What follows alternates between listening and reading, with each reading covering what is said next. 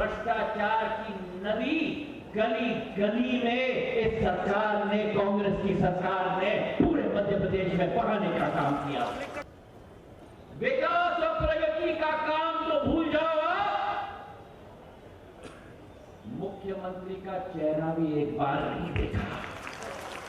हाँ, एक चीज में मैं मानता हूं, कमलनाथ जी मोदी जी से आगे थे।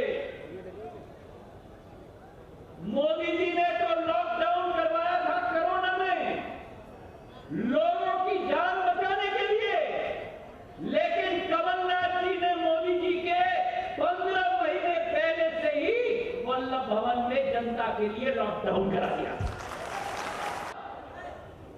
कि मेरी दिल की मंशा एक ही है, विकास की और प्रगति की और गरीबों की उन्नति की। और जिस कमलनाथ जी ने और दिग्विजय सिंह जी ने एक मुख्यमंत्री नहीं, वहां से 2 मुख्यमंत्री थे। एक आगे था, एक पीछे। मैं उस सिंधिया परिवार से हूं जिसने अपने आप के बारे में कभी फिक्र नहीं किया, लेकिन जनता के मान और सम्मान में अगर कमी आई तो झंडा और डंडा उठाकर सड़क पे उतरने का काम किया है। मैं स्मरण देना चाहता हूं मेरी दादी का, पूर्व राजपत्र साहब का, जब बीपी मिश्रा जी की सरकार थी, मेरे पूज्य पिताजी का, जब मध्य प्रदेश विकास कांग्रेस स्थापित किया था।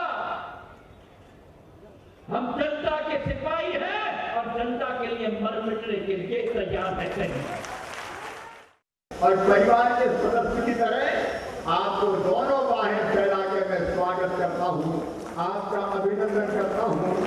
जैसे दूध में मिलके शक्कर एक हो जाती है, वैसे ही आप भारतीय जनता पार्टी में मिलके हमारे साथ एक में हो जाएंगे और हम सब ग्वालियर और मध्य प्रदेश के विकास के लिए काम करेंगे। और गणेश जी के आशीर्वाद से हम 27 की 27 सीटों पर कांग्रेस का सूबड़ा साफ करेंगे। तो कमलनाथ तो थोड़ी भारतीय जनता पार्टी हारी, अरे 2-4 सीटें अगर कम रही थी तो इसी अंचल के कारण उनको देख के कोई ने वोट नहीं दिए, वोट इधर देख के मिले थे, लेकिन मुख्यमंत्री की कुर्सी पर वो बैठ गए और बैठ के चैलेंज करने लगे। अरे ये तो ठहरे परदेसी, साथ क्या निभाएंगे, इस चुनाव के बाद सीधे दिल्ली चले जाएंगे।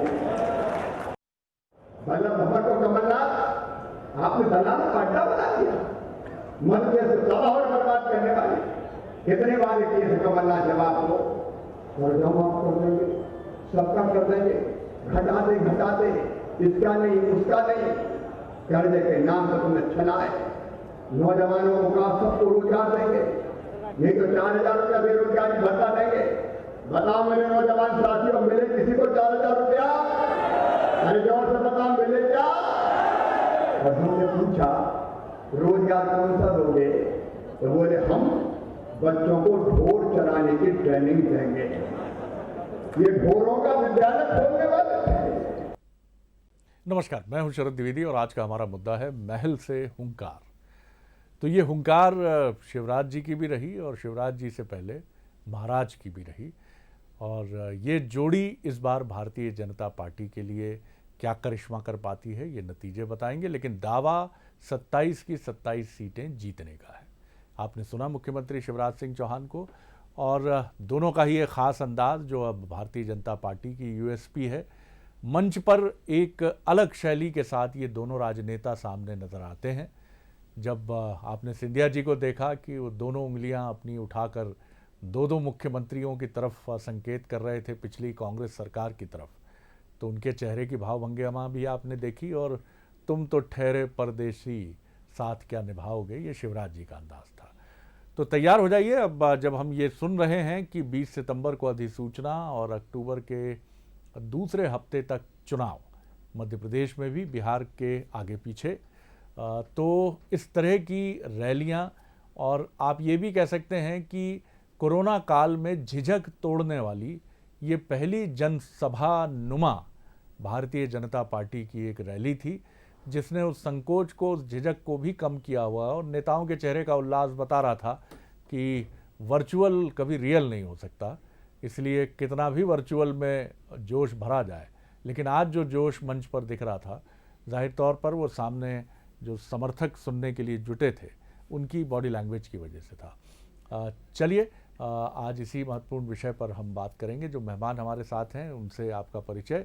हमारे साथ हैं भोपाल स्टूडियो में डॉक्टर हितेश वाजपेयी, युवा नेता बीजेपी के, राष्ट्रीय स्तर पर टीवी पैनलिस्ट और नागरिक आपूर्ति निगम के पूर्व चेयरमैन। बहुत स्वागत है डॉक्टर वाजपेयी।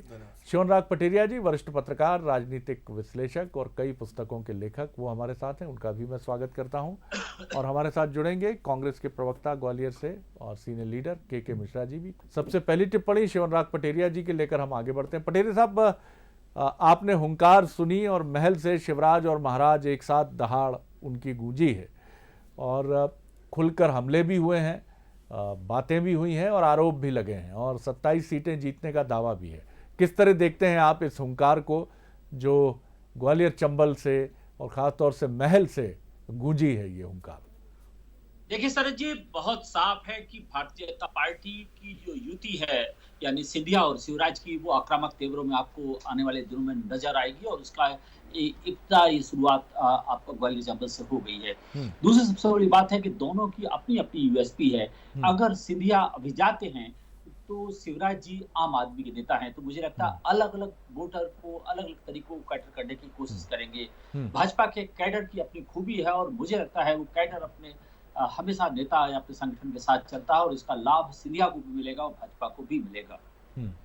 ये आपने ठीक कहा है कि एक अलग शैली है सिंधिया जी की और शिवराज जी एक आम जनता के प्रतिनिधि के तौर पर हैं और दोनों का ये कॉम्बिनेशन किस तरह से उपचुनाव में बीजेपी के लिए सामने आता है। और वो ग्वालियर चंबल अंचल जो 2018 में कांग्रेस के साथ खड़ा नज़र आया और कांग्रेस की सरकार बनाने में अहम रोल अदा किया।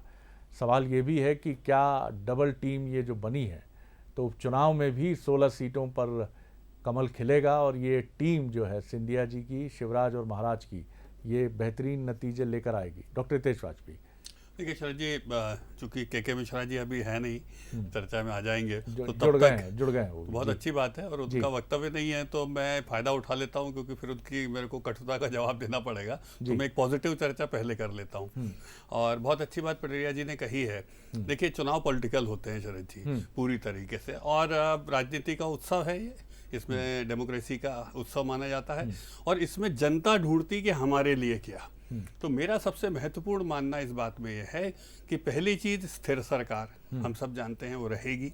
3 साल 23 तक जब तक चुनाव हैं तब तक ये सरकार बखूबी काम करेगी अपनी परिस्थितियों में भी। पटेरिया साहब भी उसको बता सकते हैं, मैं डिटेल में नहीं जा रहा। तो ऐसे में ग्वालियर की जनता को, एक तो ग्वालियर का हितैषी व्यक्ति है और आप सभी लोग इस बात को मानेंगे कि तथाकथित रूप से जिसको महल की राजनीति कहा जाता है वो बेसिकली ग्वालियर चंबल अंचल के लिए ही की गई राजनीति थी।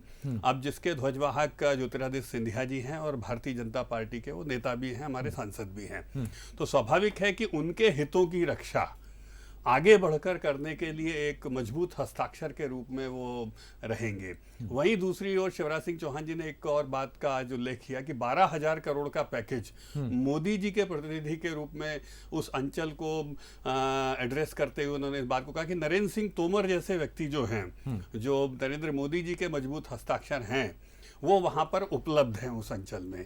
और तीसरा उन्होंने कहा, वो तो युति में हैं ही, शिवराज सिंह चौहान स्वयं, जो प्रद्युम्न सिंह तोमर जी और बाकी लोगों का, उन्होंने सभी साथियों का जिक्र किया कि इनके कहने पर उस अंचल की जो नीड है उसको बेहतर बनाना, जैसे चंबल एक्सप्रेस हाईवे का जिक्र हुआ, उसको अटल जी के नाम से करके उसको हम कैसे डेवलपमेंटल प्रोग्रेस से जोड़ा जा सकता है। तो ये 3, 4, 5 ये जो विषय हैं, मुझे ऐसा लगता है कि ये चुनाव में बहुत प्रमुखता से रखे जाएंगे और इमोटिव इशू को छोड़कर वहाँ का मतदाता स्थिर सरकार और क्योंकि राजनीति जो बातें कांग्रेस करेगी, लेकिन स्थिर सरकार, वहाँ के स्थानीय मुद्दे और उन मुद्दों में काम आने वाला नेतृत्व, इसको ध्यान में रखते हुए वहाँ की वोटिंग होगी और हम एक अच्छा परफॉर्मेंस इन तत्व को लेकर करके आएंगे।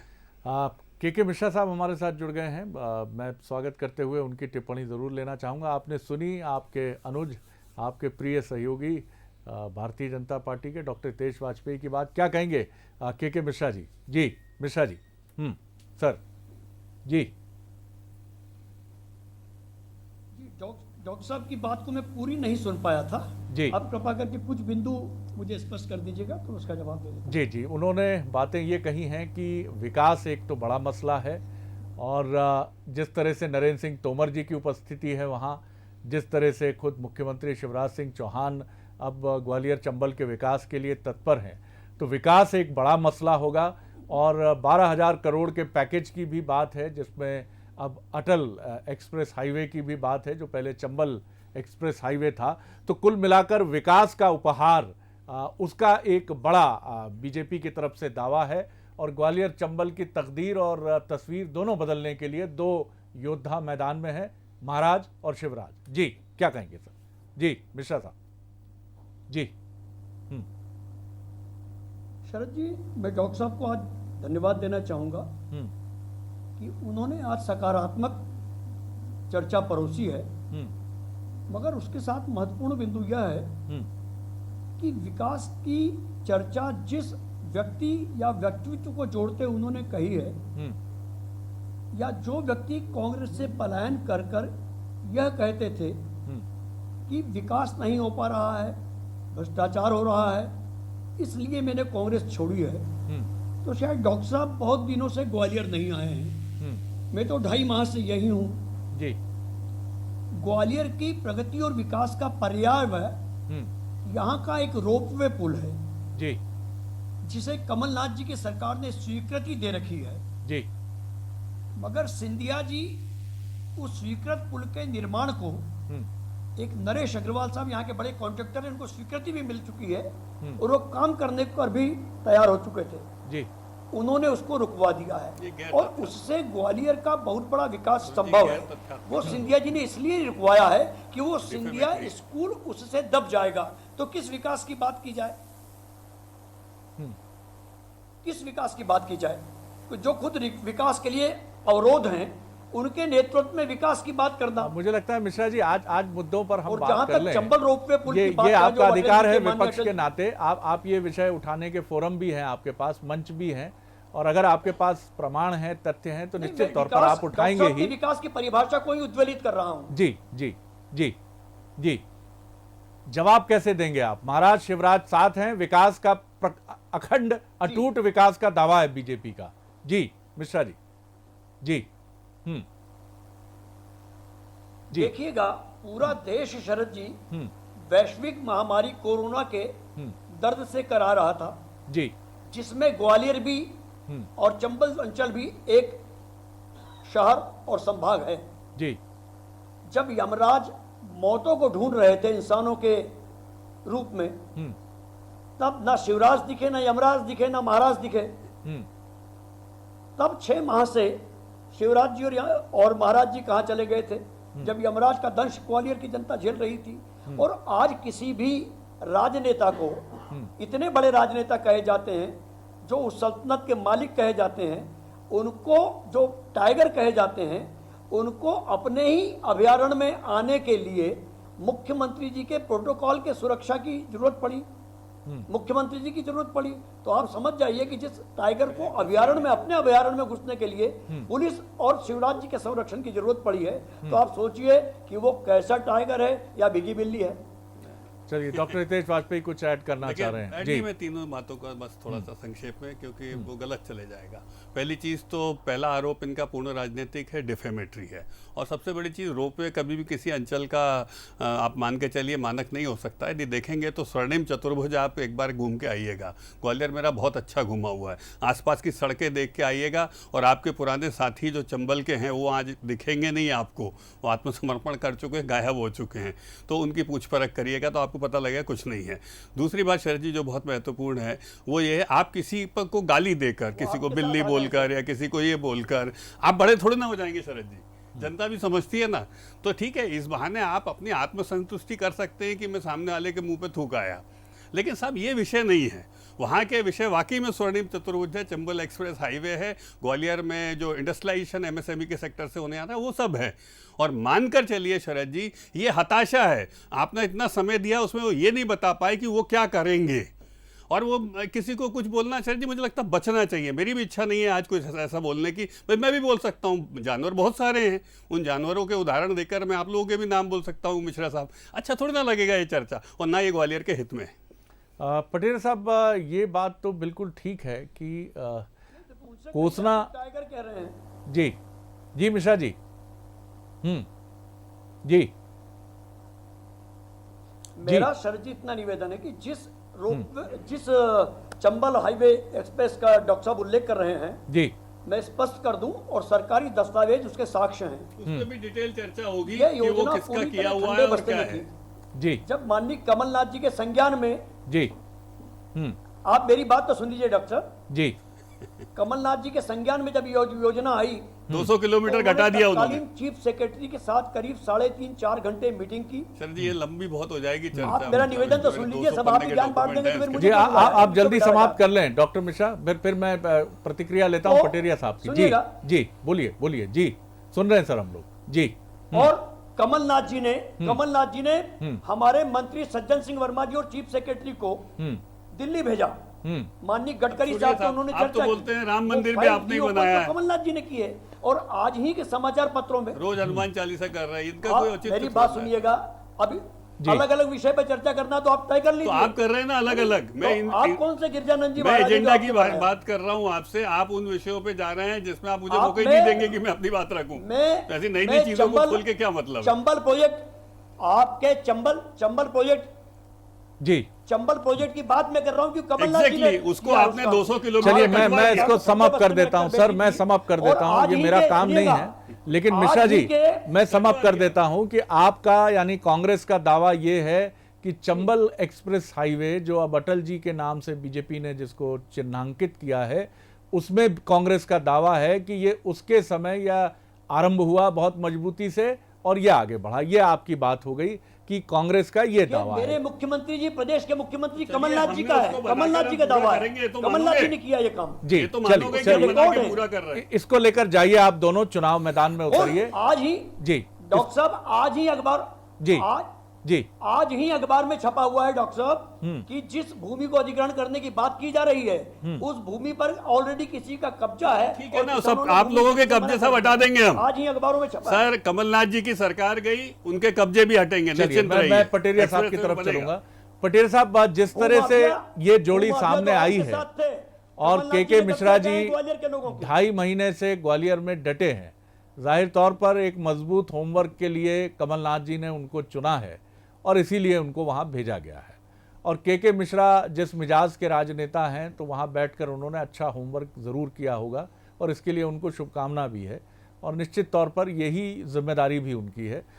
लेकिन तमाम मेहनत और तमाम परिश्रम के बावजूद कुछ चीज़ें चुनावी राजनीति में सामने जो आती हैं, वो पहली चीज़ होती है लीडरशिप, दूसरी चीज़ होती है पार्टी का अनुशासन, पार्टी के कार्यकर्ता, रैंक एंड फाइल की मजबूती, और तीसरी इक्वली इंपॉर्टेंट चीज़ होती है जिसको सिंधिया जी मानते हैं कि पहली चीज़ है कि आज कैंडिडेट सबसे इम्पॉर्टेंट है। पार्टी को भी उन्होंने बंसलियों से एक बार बातचीत में कहा था कि पार्टी भी अब बाद में आती है, पहले कैंडिडेट का अच्छा चयन अगर आप कर लेते हैं, चुन लेते हैं तो वो सामने आता। इन पैरामीटर्स पर आप बीजेपी और कांग्रेस को कहां पाते हैं? मैं ग्वालियर चंबल की बात करता हूं। जी पटेल साहब। जी देखिए शरद जी, स्थितियां बहुत साफ है। जी जी, तो मुझे लगता है कुछ आप चलिए डॉक्टर साहब आपकी एक छोटी प्रतिक्रिया में देखिए लेता हूं। इसमें फिर अगेन मैं आरोप प्रत्यारोप में नहीं जाऊंगा, मैं क्लियर बात ये कहना चाहता हूं। देखिए कांग्रेस हमेशा लीडर बेस्ड पार्टी रही है, आप सभी लोगों का आकलन रहा है, और स्वाभाविक है कि जब उनके ये 16 के 16 MLAs सिंधिया जी के साथ भाजपा में आ गए हैं, तो लीडर प्लस बूथ तक का कैडर वो भाजपा में आ ही गया। आज भी आपने देखा बड़ी संख्या में प्रद्युम्न सिंह तोमर जी के यहाँ। तो ये एक बड़ी चुनौती है जिसका सामना इतनी जल्दी कांग्रेस नहीं कर सकती। फिर अगेन मेरे कोई अपशब्द नहीं है कांग्रेस के लिए, हमारी प्रतिस्पर्धी है वो, पर कठिन है सर उस अंचल में ऑलरेडी, जिसमें ये कोई संगठनात्मक दल नहीं है। हमारे साथ तो हमारे 250 संगठन भी चलते हैं साथ में, तो डेफिनेटली उनको लीडर भी तलाशने हैं, उनको कैडर भी तलाशना है, उनको इश्यूज भी तलाशने हैं। देखिए इतनी देर में वो ये नहीं बता पाए कि हम ये करेंगे उस अंचल के लिए, अभी तक नहीं बता पाए कि हम फलानी नदी पे पुल बनाएंगे या केन बेतवा प्रोजेक्ट को हम पूरा कराएंगे। चंबल का पानी, आज शिवराज जी ने बहुत बड़ी घोषणा करी है शरद जी कि चंबल का पानी ग्वालियर आएगा, और ये घोषणा नहीं है क्योंकि इंदौर चाहे भोपाल हो और दीगर जगह हो वहाँ पर नर्मदा का पानी आ चुका है। ये लोग बातें करते रहे दिग्विजय सिंह के समय तक, और दिग्विजय सिंह ने तो कहा ही था फ्लोर ऑफ द हाउस पे कि ये असंभव है, जैसा के मिश्रा जी कई चीज़ों के लिए कह देते हैं। तो स्वाभाविक है कि ये काम हमने 15 साल में किया है और नर्मदा का जल घर घर में आया है, तो उसको अंजुलू में लेके आप नहीं मान सकते कि हम चंबल का पानी ग्वालियर तक पहुंचाएंगे। जरूर पहुंचाएंगे, ये इश्यूज रहने वाले हैं, मैं बार बार ये कहना चाहता हूं। और लीडर्स ये हैं जो बूथ तक के कार्यकर्ता है, वो चूंकि भारतीय जनता पार्टी के साथ आज खड़े हो गए हैं, उसके राजनीतिक नैतिक कारण होंगे। इसीलिए कांग्रेस के पास एक सबसे बड़ी चुनौती जो आपने प्रश्न उठाया जरूर है। चलिए मैं जान लेता हूं कि पटेल साहब क्या हमारे साथ जुड़ गए हैं। जी पटेल साहब, आपकी प्रतिक्रिया, जो सवाल मैंने किया था कि अगर आप इन पैरामीटर्स पे देखते हैं, लीडरशिप, पार्टी की संगठनात्मक मजबूती और प्रत्याशियों की मौजूदगी, ये पिक्चर बहुत साफ है। अगर आप इन दोनों की तुलना करते हैं, और कांग्रेस जाहिर तौर पर बीजेपी से पीछे है लेकिन उसके पास भी कुछ प्लस हो सकते हैं, तो आप क्या प्लस देखते हैं दोनों पार्टियों के और क्या माइनस देखते हैं? जी पटेरिया साहब। जी चलिए फोन पर ले लेते हैं हम उनको, पटेरिया साहब को। जी जी जी पटेल साहब बोलें। जी जी देखिए शरद जी, चीजें बहुत स्पष्ट हैं। कुल मिला के मुझे लगता है कि एक आमने सामने का द्वंद्व और संघर्ष होने वाला है, और इसके जो योद्धा है वो भी तय हैं, मुद्दे भी तय हैं। और अगर 15 महीने की सरकार के कामकाज को जहां तक कमलनाथ और कांग्रेस प्रस्तुत करेंगे, वहां शिवराज जी के पास में अपनी सरकार का, भारतीय जनता पार्टी की सरकार का और सिंधिया का अपनी लेगेसी आमने सामने होंगी। मुझे लगता है बहुत ही दिलचस्प मुकाबला इस 16 होने वाला है। दूसरा, पिछली बार जो कांग्रेस को सफलता मिली थी, वो कांग्रेस की सफलता से ज्यादा भाजपा की विफलता थी। वहां जिस तरह से दलित आंदोलन हुआ और जिस तरह की कई बार टिप्पणियां राजनीतिक धरातल पर आई, उनके कारण सारी चीजें स्पष्ट हुई थी। और मुझे लगता है इस बार आपको बदला हुआ नजारा चंबल में दिखाई जरूर देगा। के मिश्रा जी को बहुत शुभकामनाएं, उन्होंने अपना अखाड़ा जमाया है और वहां पे अपने आप को प्रस्तुत भी कर रहे हैं वो। के मिश्रा साहब, इसी पर मैं आपका जवाब चाहूँगा। 2.5 महीने का आपका होमवर्क है। आप अगर अपनी पार्टी की जो ताकत आप देखते हैं, जाहिर तौर पर देखते ही होंगे, और इसी मिशन के लिए आपको वहाँ भेजा गया है, आप क्या कांग्रेस की मजबूती की बात आप करते हैं? और अगर आप ये दावा करते हैं कि कांग्रेस वहाँ अच्छे नतीजे ला सकती है, तो इसके पीछे आपकी दलील क्या है सर? जी के मिश्रा जी, ये ज़रूर जानना चाहूँगा। 2.5 महीने का आपका खून पसीना परिश्रम है इसमें शामिल। जी शरद जी, मुझे ये फक्र है कि मैं जिस शख्स के प्रश्न का उत्तर दे रहा हूँ वो इस प्रदेश की पत्रकारिता के बड़े हस्ताक्षर हैं। मैं घुमा फिरा कर बात करूंगा तो भी आपको इस प्रदेश की नस मालूम है, आपके हाथों में नस दबी हुई है। सीधी तौर पर जो मैं आपको बताना चाहूंगा कि कांग्रेस पार्टी, जो हम भी आम जनता है, हम कोई कमरों में बैठकर सिर्फ व्हाट्सएप नहीं खेल रहे हैं, हम गलियों में यहाँ घूम रहे हैं। और सिर्फ ग्वालियर चंबल अंचल का ही नहीं, पूरे 27 स्थानों पर पब्लिक के दिमाग में यह बात स्पष्ट है कि हमारा मत बिक चुका है, हमारा जनादेश का अपमान हुआ है। और कमलनाथ जी मध्य प्रदेश में एक विजन वाले मुख्यमंत्री थे, टेलीविजन वाले नहीं। ये आम पब्लिक के दिमाग में ये 3 बार बैठी हुई हैं, ये 3 बातें। और जहां तक मेरे मित्र डॉक्टर साहब कह रहे थे कि आज मुख्यमंत्री जी ने घोषणा की है कि चंबल का पानी ग्वालियर में लाएंगे। सबसे पहले डॉक्टर साहब, मैं मालवा अंचल का हूं। शिप्रा के दौरान नर्मदा शिप्रा लिंक का आज आप देख लीजिए कि नाले का पानी उसमें मिल रहा है, नंबर 1। और 38,000 घोषणाएं 13 साल में हुई हैं, तो चंबल का पानी कहां ग्वालियर आएगा जब तक भाजपा का और मुख्यमंत्री जी का राजनीतिक पानी उतर जाएगा। कमलनाथ जी फिर सीएम बन रहे हैं। जी डॉक्टर साहब जी, मैं बहुत अच्छी बात के मिश्रा जी ने कही। मिश्रा जी, आपके दर्शक भी देख रहे होंगे, और मैंने साख के रूप में क्या रखा, मैंने साख के रूप में इस बात को रखा कि यदि भोपाल के सभी वार्ड में नलों में नर्मदा का जल नहीं आ रहा, इंदौर में यदि नर्मदा का जल नहीं आ रहा पेयजल, तो साहब मैं भी राजनीति छोड़ दूंगा और आप भी छोड़ दीजिए, अपन दोनों नर्मदा किनारे रहेंगे चल के। तो साख होती है साहब नेताओं की, नहीं एग्जैक्टली साख होती है शरद जी। तो मुझे लगता है कि साख को ध्यान में रख के पानी इंदौर में कांग्रेस सरकार और श्यामाचंद्र शुक्ला जी और प्रकाश चंद्र सेठी जी लेकर आए। अब ये बताइए शरद जी, मतलब आप दोनों ने तो सब दौर देखा हुआ है, और उस दिग्विजय सिंह जी, उस आंदोलन में हमने हिस्सा लिया था। मैं एग्री करता हूँ, चलिए मान लेता हूँ, स्टूडेंट लीडर के रूप में हिस्सा लिया था। फिर आप दिग्विजय सिंह जी को पार्टी से बाहर करिए, जिन्होंने विधानसभा के पटल पर पटेरिया जी और शरद जी के सामने इस बात को कहा था कि ये प्रोजेक्ट वायबल नहीं है। ये तो मानेंगे आप, वो तो ऑन रिकॉर्ड पर है ना कि वायबल नहीं है, उन्होंने फाइल रिजेक्ट कर दी थी। ये दोनों साक्षर उसके हस्ताक्षर है उसको देखने वाले लोगों के। तो मुझे लगता है मिश्रा जी कि क्रेडिबिलिटी ऑफ लीडर में आप शिवराज जी को बीट नहीं कर पाएंगे। नर्मदा शिप्रा लिंक को लेकर कह रहे हैं क्या आप? नहीं, मेरी बात तो सुन लीजिए आप, तो मेरी बात ध्यान से सुनिए मिश्रा जी मैं कि आप क्रेडिबिलिटी ऑफ डिलीवरीज, आप डिलीवरीज ऑफ प्रोजेक्ट। चलिए मैं एक दूसरा उदाहरण देता हूं आपको, मुख्यमंत्री कन्यादान योजना आपने भी स्वीकार किया, आपने 51,000 कर दिया, लेकिन आप कितनी एक भी कन्या को ये राशि नहीं दे पाए, ये तो मानते हैं ना इस बात को, आप बेरोजगारों को नहीं दे पाए। तो साहब जनता ये भी देखती है ना कि आपने चुनाव में विषय रखा और उसका पालन 15 महीने नहीं किया, नहीं कर पाए आप, तो क्या ये विषय नहीं रहेगा जिसको वादा खिलाफी कहा जाता है? हमारे लीडर का वचन 5 साल को लिए था, 5 साल के लिए था। ये आप बोलिएगा पर 15 महीने में कुछ नहीं करेंगे, ऐसा तो नहीं था ना। आगे नहीं बढ़ा पाऊंगा। धन्यवाद के मिश्रा जी, धन्यवाद पटेरिया जी, और धन्यवाद डॉक्टर हितेश वाजपेयी जी। कुल मिलाकर बात यही है, दावे दोनों पार्टियों के हैं, लेकिन ना एक विधिवत आगाज जो है वो बीजेपी ने कर दिया है, और इसी के साथ कांग्रेस के कार्यकर्ताओं की एक बड़ी श्रृंखला को भी भाजपा में लाने की तैयारी शुरू हो गई है, और इसकी शुरुआत भी 22 अगस्त से हो गई है। अब ये अगस्त क्रांति जो शुरू हुई है ग्वालियर चंबल में, ये क्या नतीजे लेकर आएगी ये तो वक्त बताएगा।